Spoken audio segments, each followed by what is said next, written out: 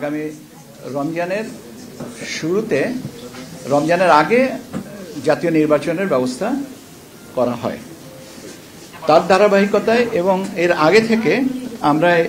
এ বিষয়ে যে বিভিন্ন কার্যক্রম যেগুলো আছে সেই কার্যক্রমগুলো আমরা চলমান রেখেছিলাম এবং সময় সময় আমি আমাদের মাননীয় কমিশনার ব্রিগেডিয়ার ফজলুল সাহেব এবং সিইসি মহোদয় বিভিন্ন সময় আপনাদেরকে বিভিন্ন তথ্য দিয়েছি। এখন সম্মিলিতভাবে আমরা যেটা আপনাদেরকে আজকে জানাচ্ছি যে সেটা হচ্ছে যে আমাদের কর্মপরিকল্পনাটা কি। আমরা এই আগামী নির্বাচনকে সামনে রেখে, জাতীয় নির্বাচনকে সামনে রেখে আমাদের কর্মপরিকল্পনাটাকে আমরা মোটামুটিভাবে 24টা ভাগে ভাগ করে আমরা আমাদের কর্মপরিকল্পনাটা প্রস্তুত করেছি। এই কর্মপরিকল্পনাকে রেখেই আমরা অতীতেও যে কাজগুলো করেছি সেখানে এই কর্মপরিকল্পনার ভিতরে অন্তর্ভুক্ত আছে এবং আগামীতে যে কাজগুলো আমরা সেটা সম্পন্ন করব। একটা বিষয় এখানে বলে রাখা প্রয়োজন যে কর্মপরিকল্পনায় যে কাজগুলো আছে উল্লেখ করা আছে এইটা একটার সাথে আর একটা সম্পর্কিত। কাজে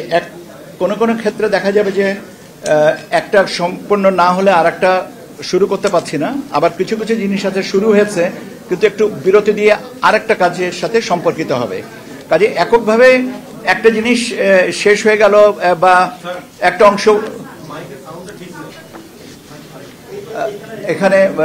সাউন্ড যদি ঠিক না থাকে তাহলে আমি কি আমার তো অপেক্ষা করা ছিল, তাহলে মাইক ছাড়াই কথা বলি।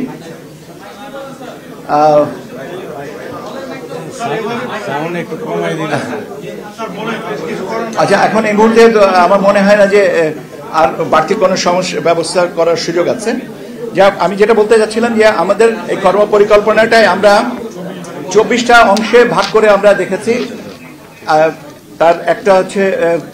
অংশীজনের সাথে সংলাপ, এটা আমরা শুরু করার ইচ্ছা আছে আমাদের সেপ্টেম্বরের শেষাংশ থেকে। আমরা 1 থেকে 1.5 মাস সময় নিব। এটার সাথে সুশীল সমাজ, রাজনৈতিক দলের প্রতিনিধি, বিশ্ববিদ্যালয়ের শিক্ষক, নারী সমাজের প্রতিনিধি, ইলেকট্রনিক অ্যান্ড প্রিন্ট মিডিয়ার ব্যক্তিত্ব যারা আছেন ইত্যাদি যারা আছেন তাদেরকে সবাইয়ের সাথে আমরা এই সংলাপ গ্রহণ করব এবং সংলাপের জন্য সময়সূচিগুলো আমরা পরবর্তীতে জানিয়ে দেব এবং আমরা তাদেরকে আনুষ্ঠানিকভাবেও আমন্ত্রণ করব। এটা আমরা সেপ্টেম্বরের শেষে থেকে শুরু করে নভেম্বরের 1 থেকে 1.5 মাসের মধ্যে আমরা কমপ্লিট করব। আপনারা জানেন যে ভোটার তালিকা এই কাজটা আমরা অনেক দিন ধরেই করছি এবং আমরা আপনাদেরকে জানিয়েছি যে আমরা 3টা ভোটার তালিকা এবার প্রকাশিত হবে এবং একটা হয়ে গেছে 2রা মার্চ, এখন আরেকটা যেটা হচ্ছে সেটা হচ্ছে 31শে অগস্ট, আর এর পরবর্তীতে আমরা 31শে অক্টোবর পর্যন্ত যাদের বয়স 18 বছর হবে তাদেরকে নিয়ে একটা ভোটার তালিকা করব, যেটা আমরা কমপ্লিট করব by the end of November. এর সাথে আছে আপনার নির্বাচন আইন বিধি সংস্কার এবং এর সাথে একটা আমরা নির্বাচন পরিচালনা বিধিমালা, নির্বাচন কর্মকর্তা বিশেষ আইন 1991 এবং নির্বাচন কমিশন সচিবালয় আইন 2009, এই 3টা এই মুহূর্তে আমাদের আইন মন্ত্রণালয়ে বিবেচনাধীন আছে। আর আমরা 2টো আইনের বিষয়,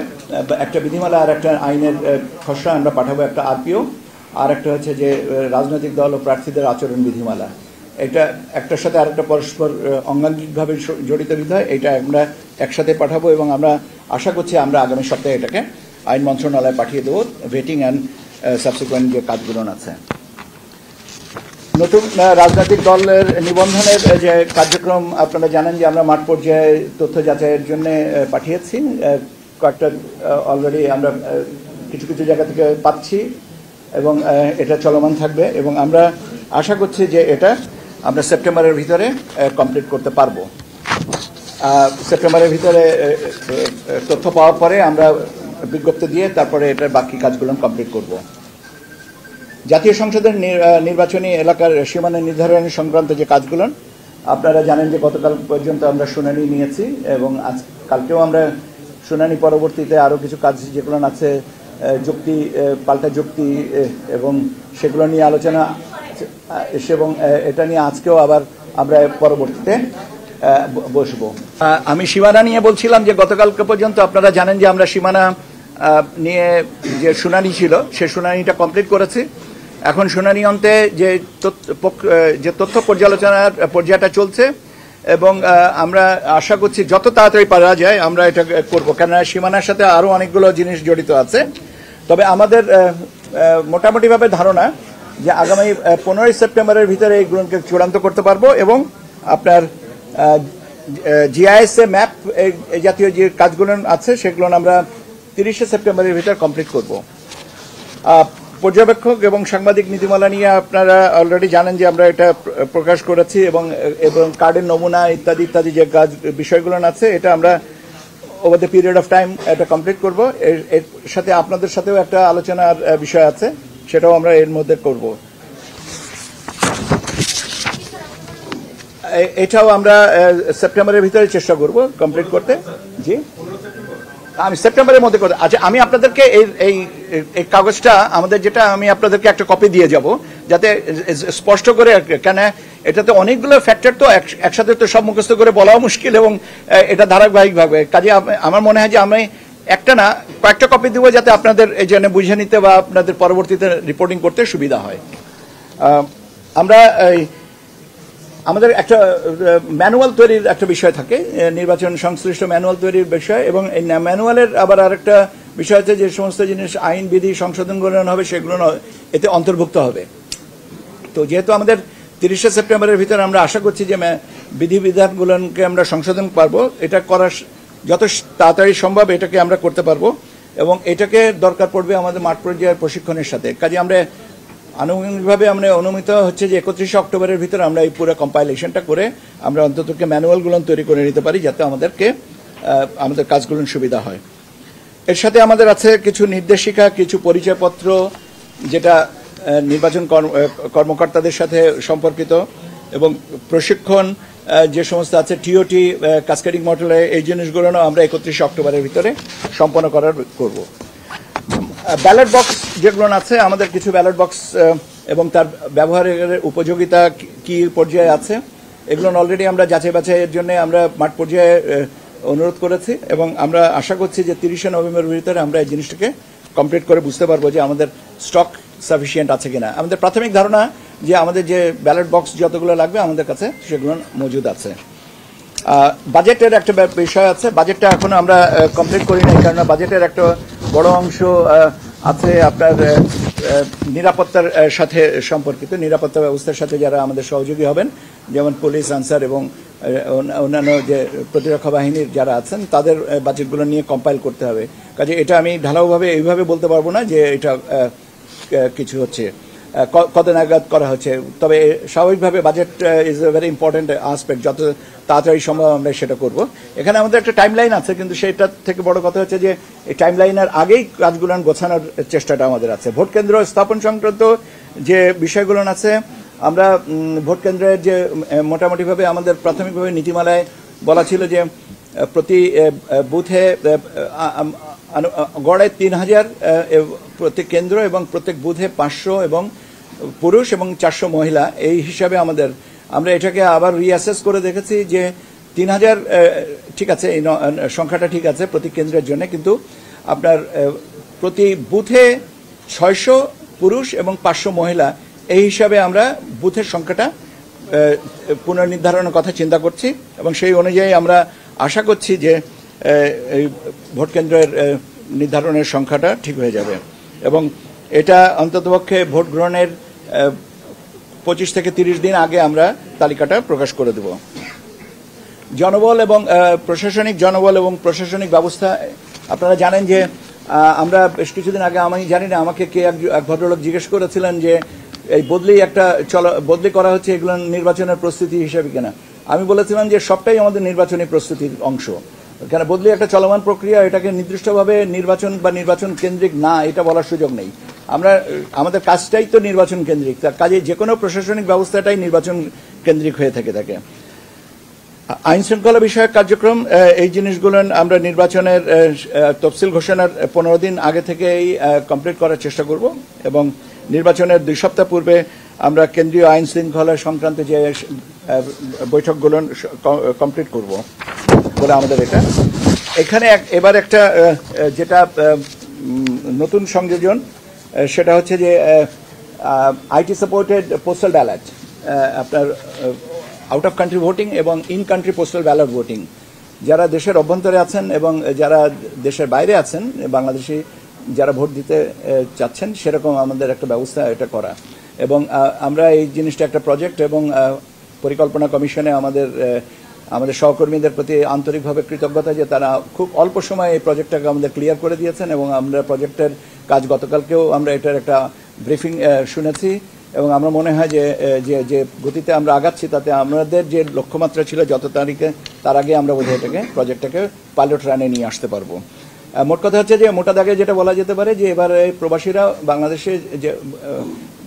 বিদেশে আছেন অবস্থান করছেন তারা ভোট দেওয়ার সুযোগ পাবেন এবং সেই ব্যবস্থাটাই আমরা করছি এটা পরে এই ওসিবি এবং ইন কান্ট্রি পোস্টাল ব্যালট সিস্টেমের উপরে আমরা নিয়মিতভাবে আপনাদেরকে আলাদাভাবে ব্রিফিং করব কারণ এই জিনিসটা নতুনভাবে আমরা চেষ্টা করছি ইনকালকেট করতে এবং সেই কারণে আমার মনে হয় যে এটা ব্রিফিংটা নিয়মিত থাকলে আপনাদের জন্যও আমাদের পক্ষ হয়ে কাজ করার সুবিধা হবে কাজে আমি এখানে বিস্তারিতটা বলবো না আমরা বরং আগামীকালকে না হলে আগামী সপ্তাহে আপনাদেরকে আরেকটা ব্রিফিংয়ের ব্যবস্থা করব যাতে overseas out of country voting নিয়ে বা in country postal ballot voting এর নিয়ে আমরা কথা বলতে পারি এর সাথে আর যে বিষয়গুলো আছে সেগুলো মোটামুটিভাবে আপনারা আমার থেকে বেশি পরিচিত ভোটে কিভাবে আমরা রেজাল্ট মনিটরিংটা রেজাল্ট ম্যানেজমেন্টটা কিভাবে হবে প্রচারটা কিভাবে হবে আমরা এখানে কোথায় কি ব্যবস্থাটা রাখবো আপনাদের কিভাবে আপনাদের কতক্ষণ পরপর আমরা ব্রিফিং করব এই জিনিসগুলো আছে আমাদের এখানে এই কর্মপরিকল্পনায় কাজে এটা আমার মনে হয় না যে এটা নতুন কোনো কিছু না এটা আমরা মোটামুটিভাবে এইভাবেই আমরা জিনিসগুলোকে এগিয়ে নিয়ে যেতে চাইব এবং চেষ্টা করব এর সাথে আরও কিছু আছে যেমন কিছু আছে যেমন আপনার কিছু আপনার এয়ার শট লাগবে দ্যাট ইজ হেলিকপ্টার সার্ভিস লাগবে বিশেষ করে পার্বত্য অঞ্চলগুলোনে ভোট কেন্দ্রে মালামাল পৌঁছানো এবং ভোটের ফলাফলগুলো নিয়ে আসার জন্য সেই ব্যবস্থাগুলো আমরা তফসিল ঘোষণার 8-10 দিন বা 15 দিন আগেই আমরা 10 দিন বলেই কিন্তু আমরা তারও আগে আমরা যদি পারি আমরা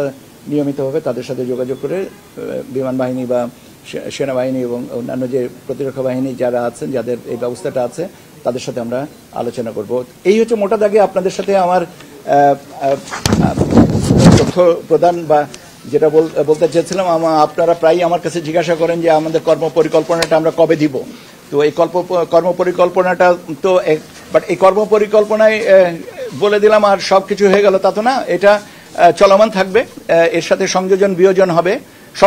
বিয়োজন হবে না কেননা নতুন নতুন পরিস্থিতিতে নতুন কাজ আসে এবং কাজগুলো এর সাথে আমরা সম্পূরক কাজ হিসেবে এরকে ব্যাখ্যা করে নেব এই হচ্ছে আপনাদের সাথে আমার কথা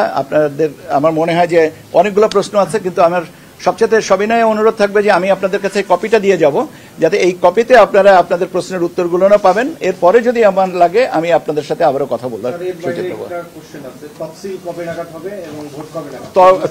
তফসিল সম্পর্কে যেটা আছে সেটা বলা হচ্ছে যে আমরা চেষ্টা করছি যে ভোট গ্রহণের তারিখের 60 দিন আগে আমরা তফসিল ঘোষণা করব এখন 60 দিন এটা আমি বলতে পারি কিন্তু